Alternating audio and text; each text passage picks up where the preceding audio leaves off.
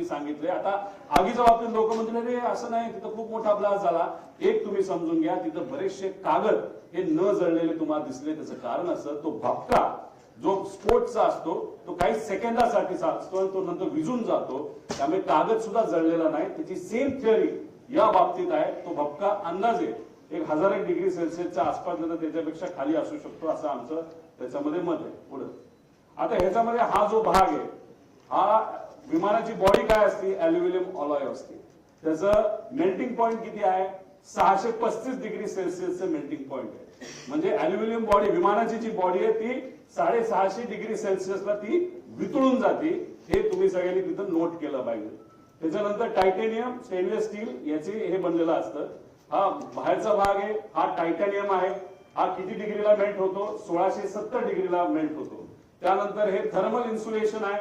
आणि हा जो भाग आहे हा अल्युमिनियमचा आहे. म्हणजे विमानाची बॉडी ज्याची बनली आहे तो भाग आत असतो आणि त्याच्या आत हा ब्लॅक बॉक्स असतो. त्यामुळे हे जे काय सांगतात ना की हे घडलं असेल, ते घडलं असेल आणि ते जळलं, ती माहिती हे मॅनिप्युलेशन आहे, असं आमचं ठाम त्याच्यामध्ये त्या ठिकाणी मत आहे. पुढं आता हे कुठं होता ब्लॅक बॉक्स, हा इथं होता. आता या ब्लॅक बॉक्स म्हणजे विमानाच्या त्या बाजूला हा ब्लॅक बॉक्स जर इथं होता तर बॉडी कुठं जळली.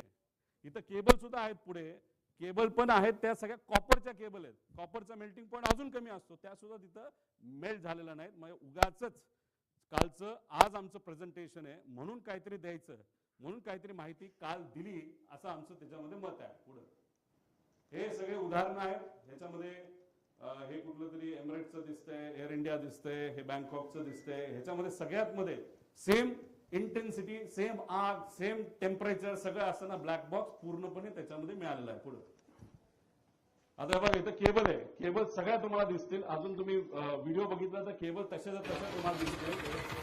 हे सगळं आहे ब्लॅक बॉक्स असेल अजितदादांच्या विमानाचा, आणि इथं सगळ्या केबल आहेत.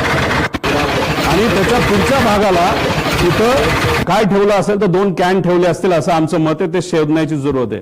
90 कोटी रुपये खर्च करून युनियन मिनिस्टर राम मोहन नायडू साहेबांनी काही महिन्यांपूर्वी एक लॅब इनॉग्रेट केली. आता एवढी हाय फंडू लॅब तुमच्याकडे असेल तर तुम्हाला बाहेर पाठवण्याचं काय कारण. बरं ठीक आहे, तुम्ही बाहेर पाठवत नाही तर ते या लॅबमध्ये इथंच भारतामध्ये बसून तुम्हाला माहिती काढता येत नाही का. ठीक आहे, टेक्निकल एजन्सीची मदत घ्या असं आम्ही सांगितलं होतं. तुम्ही सुद्धा आता म्हणताय की नाही आता आम्ही टेक्निकल एजन्सी फक्त टेक्निकल गोष्टीसाठी बाहेरच्या एजन्सीची मदत घेऊ, ते सुद्धा कॅनडाचं, त्या कंपनीचं नाव मी पुढे सांगतो. पुढे आता ह्याच्यामध्ये अजून एक माहिती आहे. इन्शुरन्स हा विमानाची किंमत किती, आज ते विमान जे होतं जे आज असतं तर त्याची ऍक्च्युअल किंमत 35 कोटीला ते घेतलं होतं. पण ज्या पद्धतीचं त्याचं इंजिनची क्वालिटी आणि काही आकडे आणि पॅरामीटर्स बघितले